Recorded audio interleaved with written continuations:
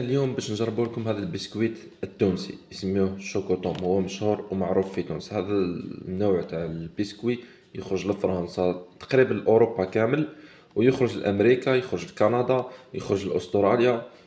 يعني هذا الجاتو معروف تقريبا في الدول الاوروبيه وفي قاره امريكا.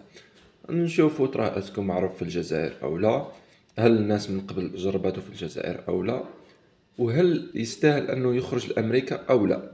بسم الله يا ربي. قبل ما نكملوا الفيديو ما تنساش دير لي ابوني وتخلي لنا كومنتار. كتبوا لك يفتحوا من هنا، تفكرتوا هذه الحكايه تاع يفتحوا من هنا. درك نفتحوا ونشوف. هاي وكي الحبه تاعو داخل كيفاش تجي. بالنسبه للطبقه هذه تاع البسكوي تجي خشينه، يعني من قبل راني موالف نشوف نذوق البسكوي تلقى هذه رقيقه، هذه الاخر تاعها خشينه. نزيدو نحلوها ونشوفوا داخل كميه الشوكولاته.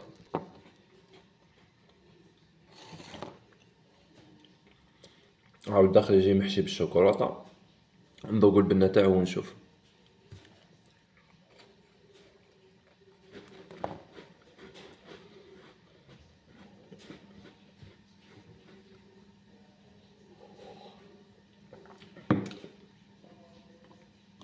والله غير صح، يستاهل كي نراو يخرج اوروبا ولا. جربوه، ننصحكم انكم تجربوه في الجزائر. هذا يدير هنا في تونس تقريبا 14,000، في الجزائر يكون حكاية 20,000 21.